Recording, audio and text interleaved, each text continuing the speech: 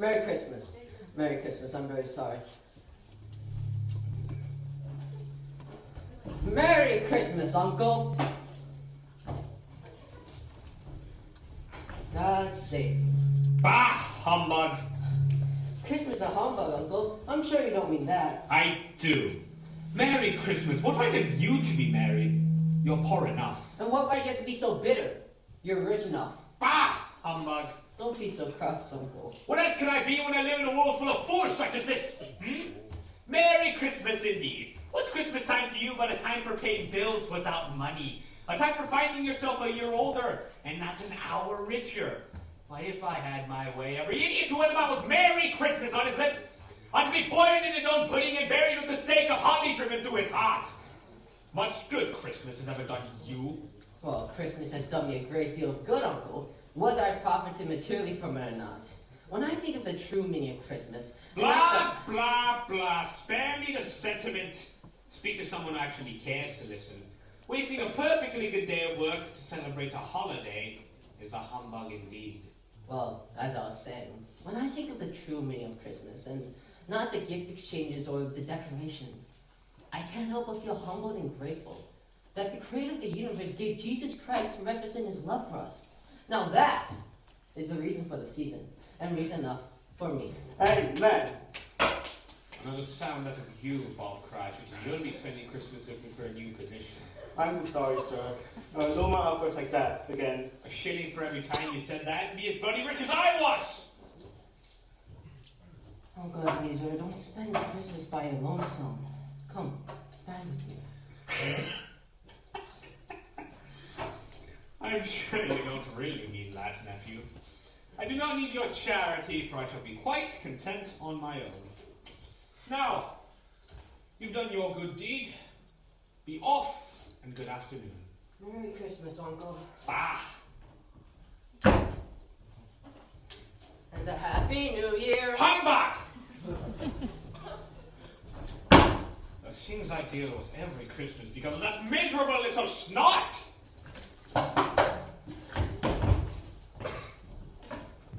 Scrooge and Marley's, I believe. Have I the pleasure of addressing Mr. Scrooge or Mr. Marley? Mr. Marley died 7 years ago, this very night. Oh, We have no doubt his generosity is well represented by his surviving partner. yes, of course.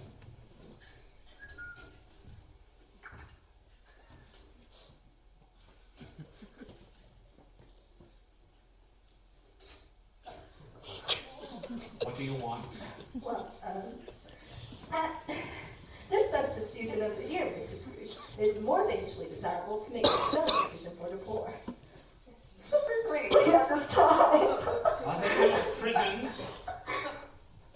Plenty of prisons. And the workhouses, are they still in operation?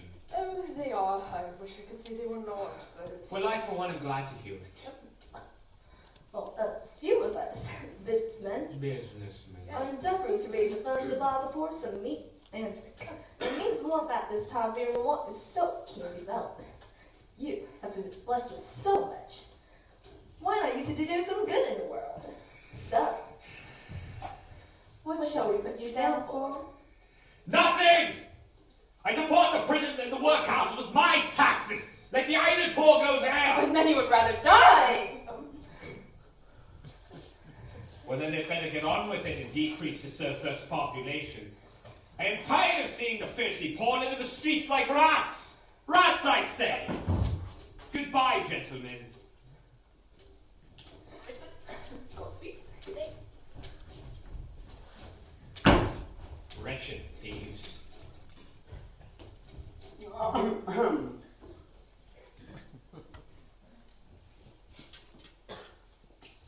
You'll be wanting the whole day off tomorrow, I suppose. Is it quite convenient, sir? It's not convenient, and it's not fair! You'd think yourself ill-used if I stopped your wages for a day. And yet you think nothing of having me pay you for a day of no work. It's only once a year, sir. A poor excuse for robbing a man every 25th of December. Very well. I'll be in all the earlier the next morning. Oh, I will, sir. Thank you. You had better, Mr. Cratchit. You had better.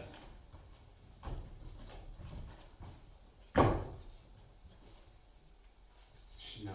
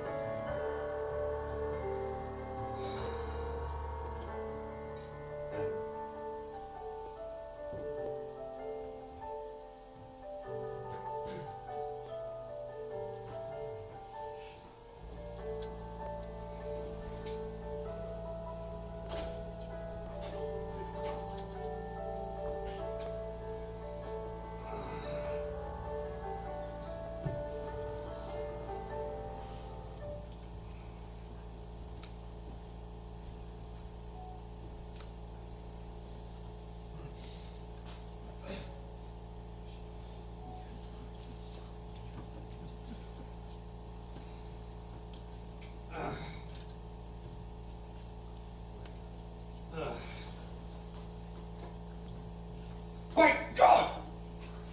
Jacob! Is that you? That is not of your concern, Ebenezer. What matters is that I'm here. Are you a dream? Where have you been? Rather, what's happened to you? That's not your concern. Please sit. Would you consider yourself a happy man, Ebenezer? Why, yes, Jacob. I have my money. I have my health. Did I mention that I'm rich? And what good does that wealth do to you? You don't use it to do good, and you most certainly don't use it to make yourself more comfortable. So I have one question. What is your purpose in life, Ebenezer? Well, to increase my holdings, I suppose. But it never satisfies, does it? No matter how much money you have, you always want more. I've always strived to achieve my goals, Jacob. You of all people should know this. I've been a burden to no one. But have you ever thought about why you are here? Oh, do away with the philosophy, Marley. I've always had ambitions and I've always strived to achieve them. My life is a paragon of success, nothing less. It doesn't matter if you have success or ambitions, Ebenezer. Being successful and fulfilling your life's purpose is not the same issue. I've learned this lesson too late, Scrooge, and I'm here in this dream to wake you up. I think I'm quite content with my life, Jacob. In fact, I think I'll go back to sleep now. I don't think you are. Do you have a friend to lean your head on? Do you have people, family to go home to and just be glad that they are there? I know you felt this once before, but in your pursuit of money, you've shut out everyone and everything else. I know money is not your sole motivation, Ebenezer. Very well then, Marley. Do enlighten me. What is my purpose in life? If you think you were put on this earth so you may drown in your holdings all by your lonesome, then you are clearly mistaken. Your purpose is one you have to find out yourself. However, you seem to lack the faith to do so, both in a higher power and in yourself. What are you trying to sell me here, Jacob? Ebenezer, you will have several dreams that will help guide you to find your life's purpose. Must I go through with this? Ebenezer, why would I be here in your dream? Now get some rest. I need it now.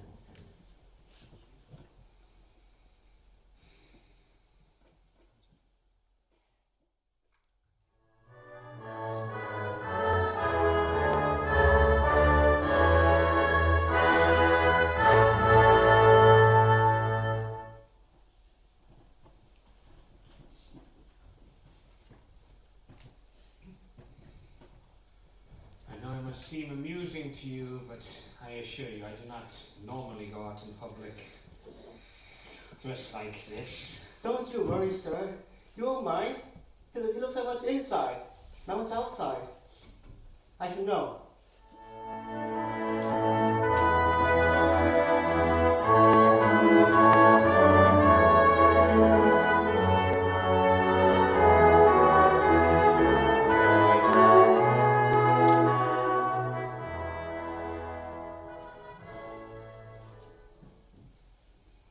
Excuse me, young man. I can't help but notice that you seem so happy, yet you are obviously crippled and ill, and by the looks of it, you are clearly not well off, and by your smell, by God, when was the last time you had a bath? Of course. What gives you such joy? Of course, I'm obviously all the things you've listed, sir, and this isn't the most ideal situation to find myself in, but... Then how in the world are you smiling like an Eve oaf? Why have I been a cripple? I would have locked myself in my room and drowned away my sorrows. I wouldn't even be here right now. But why, sir? It would be such a shame to miss out on the carols. Just answer the question, young man. I neither have the time nor patience to listen to you go off on a tangent. I'm not saying that being poor and crippled is something I couldn't ignore seriously. It does upset me quite often, and most of the time I don't feel alright. But that doesn't mean I should always feel this way. My father always told me, God always leaves us know where to be happy. How can you say that with such bloody certainty? Didn't God make you crippled and sick? Yes, that's true, but God's will is higher than our will. He gives and takes away. When I don't have, I don't have. What do you mean? There's much that I don't have, and 1,000 times a day, I wish I could run and skip around like other children. But what I do have, to loving family, my father who tells me every day that I'm a gift from God, and Him to me. You are an unbelievably optimistic child. Oh no, sir. I'm just an ordinary boy. I believe that there's enough happiness to keep me smiling, even at the darkest hours. If you don't mind my being nosy, sir, you've worn nothing but a frown the moment you came in.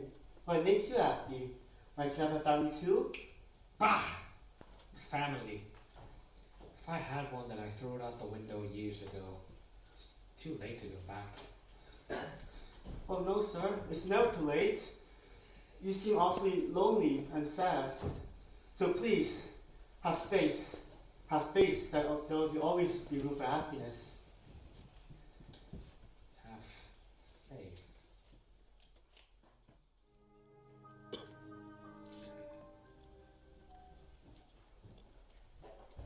Dear brother, I've come to bring you home. Oh, but Fanny, what about father? Oh, well, father's was kinder than he used to be, Ebenezer. He held me so gently one night that I was not afraid to ask once more if you might come home. That was brave of you, Fanny. And he said you should, and sent me here in the coach to bring you. You're never to come back here! Never? No! And we just spent all the Christmas long having the merriest time in the world. Isn't that wonderful? I don't know, Fanny. After everything that's happened, can I truly live in the same house as father? Oh, well, father's much kinder than he used to be. It's going to be all right. You must learn to forgive him, Ebenezer, as I have. I don't know if I can be like you, Fanny.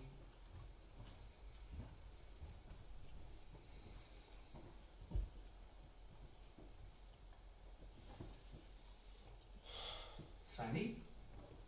Is that you? Alive? Dear Ebenezer! Oh, Fanny, how I missed you! You were always there to rescue me, always urging me on to better things. Oh, let me look at you. Are you all right, Ebenezer? Well, yes, Fanny. Why do you ask? Oh, I don't know, brother. It's just that you seem rather different. Hollow and empty, I suppose. No, it's just the years. they've taken their toll on. It's pointless to try to lie to you of all people, isn't it? We see right through them. I thought everything was fine the way it was, but the more I tell myself that things are fine the way they are and perfect whatsoever, the more I feel like a liar. My life has no purpose. It's lost its meaning, but you wouldn't understand it, would you, Fanny? You grew kinder, gentler as the years passed, and you always seemed to me as if you had some great goal in life that you were on the verge of achieving. When you died after Fred was born, I thought I'd perish from grief, and I suppose suffocating myself in business was an escape from it all. No longer do you need to drown yourself in such affairs. No longer do you need to torture yourself just for the sake of forgetting. Have faith that the family God gave you can make you whole again, Ebenezer. I may be gone, but there are still so many people waiting for you. Please, I want you to be happy again. If only I had the faith.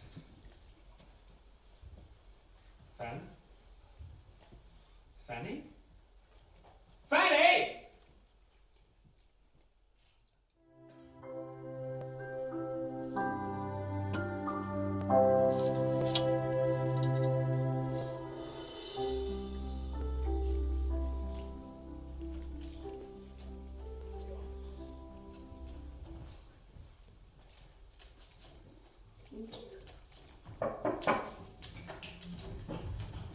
Good afternoon, Mr. Scrooge.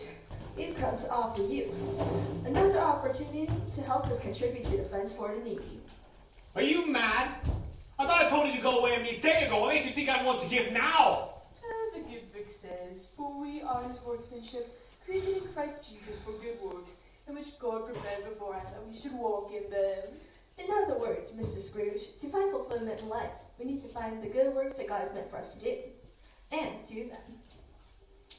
I'm not sure if I understand why you're here, gentlemen. Nor am I sure if I want to understand. Oh, we are businessmen like yourself, Scrooge. God has gifted us in monetary affairs, but it's not hard to see that the treasures we store up on this earth have limited usage when hoarded for ourselves. There is no security for one thing. Thieves, bad business deals, unexpected trends and events.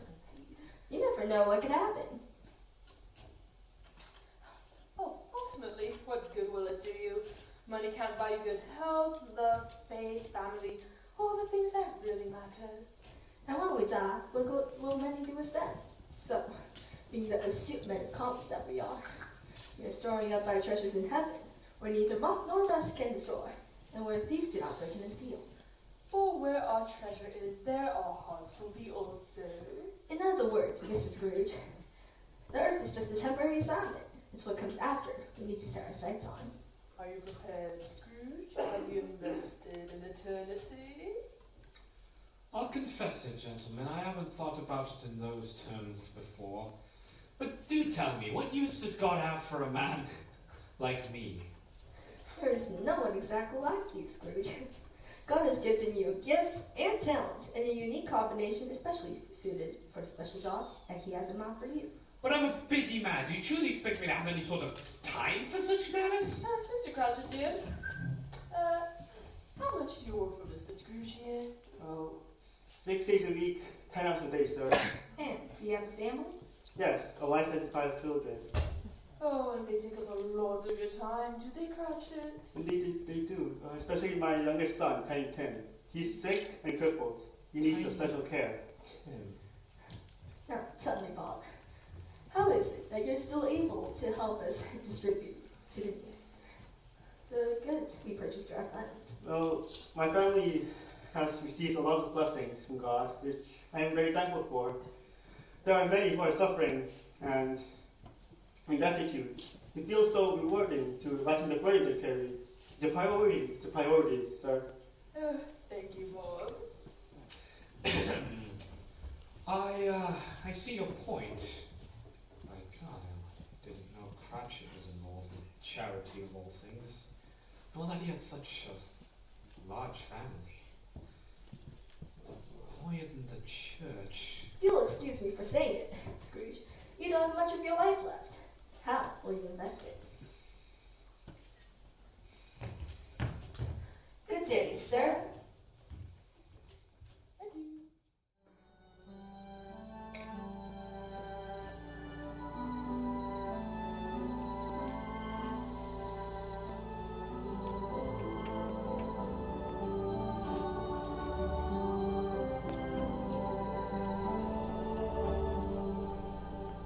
Belle?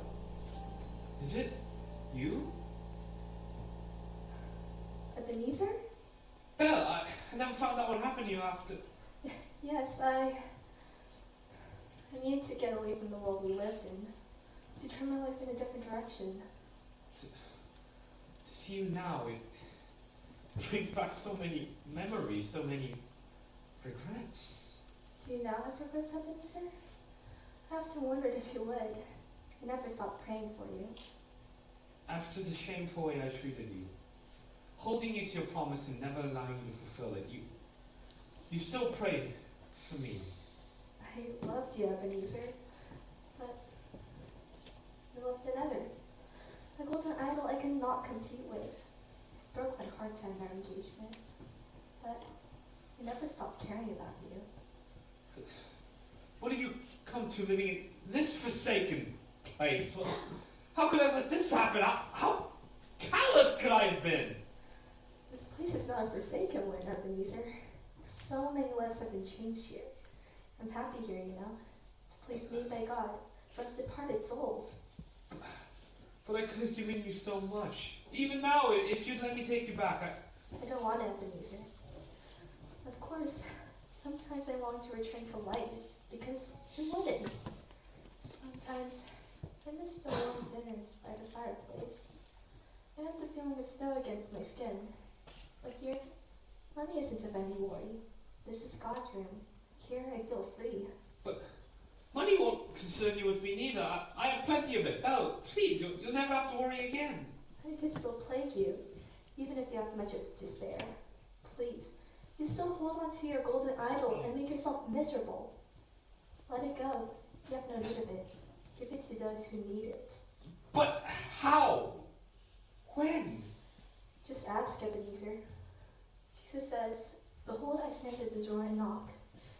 If anyone hears my voice and opens the door, I will come into him and dine with him, and he with me."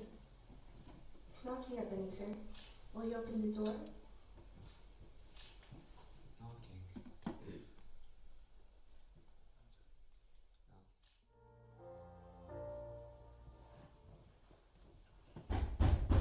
Knocking. Knocking!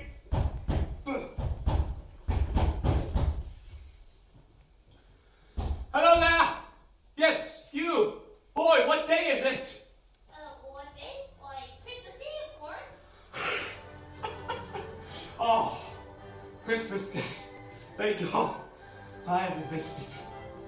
Open the door, sir. I have a message from your nephew. Open the door. Yes, yes. Open the door. Oh.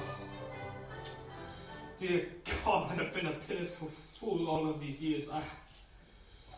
I've squandered away precious time you've given me here on earth on things of no importance. I've treated those I have loved with indifference and disdain in favor of me, Luca. I have been unjust and incompassionate, and I have shut the door in your face and refused to hear you knocking. And Lord, I am deeply sorry for it all, but I believe Jesus is your son, and I believe that he died for my sins, which are by far too many. Come into my life and make something even minutely worthwhile of it. In Jesus' name, amen. I should go. I've kept the boy waiting long enough. No, not in these rags. This, in a nightgown, that would... No. What was it Tiny Tim said? No, he won't mind these rags at all.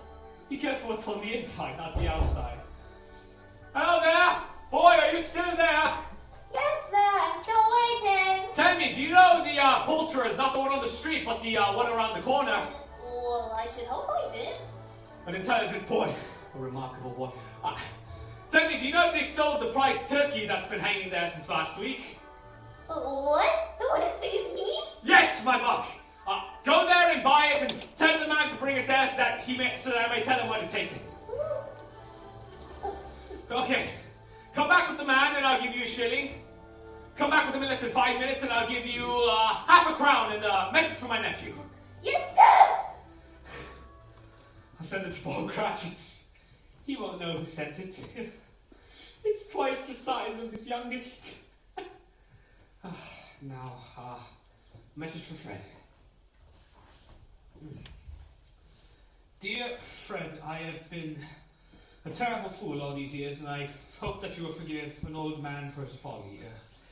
If you would still have me, then I should love to dine with you and Clara this evening. Your loving uncle, Ebenezer.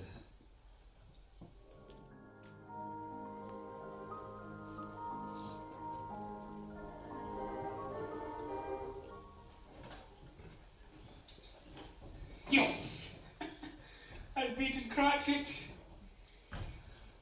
He's late.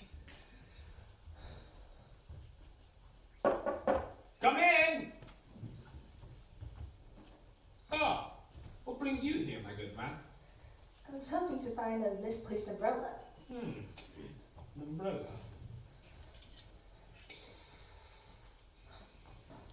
Found it. I beg your pardon, sir. I understand that we did not start off on the best of terms, but if you would still be open to it, perhaps £500,000 ought to do. Lord bless me, my dear Mr. Scrooge, are you serious? If you please, not a farthing less. A great many back payments are included in it, I assure you. My dear sir, I don't know what to say. Thank you. No need to thank me, my good man.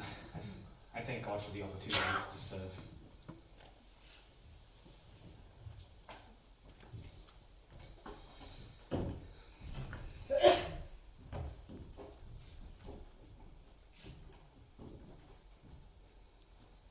Robert Cratchit, what do you mean by coming in at this hour? I'm sorry, sir. I am behind my time. You are. Step this way, sir, if you please. Forgive me. I was making a rather merry yesterday. I tell you what, my friend, I won't stand for this sort of thing any longer. It is unacceptable, inexcusable, and it is a drain on us both. And that is precisely why I'm about to raise your salary. Come here, Bob. Merry Christmas. Merrier Christmas than I've given you in far too long. I'll raise your salary and help that struggling family of yours. Eh? And I'd say, this afternoon we will talk over your affairs over a bowl of Christmas punch. So, make up the fires and buy another stove before you dot another I on the typewriter, Bob Cratchit. Thank you, sir. Thank you. Is that you, Scrooge? Why, sure does look like you, but it doesn't sound like you at all. Oh, I know. Much change. Come with me for some tea, my good man, and I'll let you know what God has done for me.